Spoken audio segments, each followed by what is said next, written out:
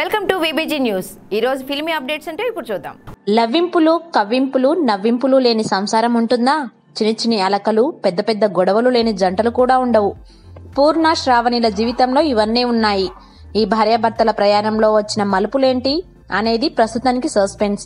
పూర్ణగా నాగచైతన్య, శ్రావణిగా సమంత నటించిన చిత్రం మజిలీ. పెళ్లయ్యాక తొలిసారి నటించిన ఈ చిత్రంలో ఇద్దరూ భార్యాభర్తల పాత్రల్లోనే కనిపిస్తారు. శివ నిర్వాణ దర్శకత్వంలో షైన్ స్క్రీన్ బ్యానర్ పై సాహు గారపాటి, హరీష్ పెద్ది నిర్మించిన ఈ చిత్రం ఏప్రిల్ 5న విడుదల కానుంది.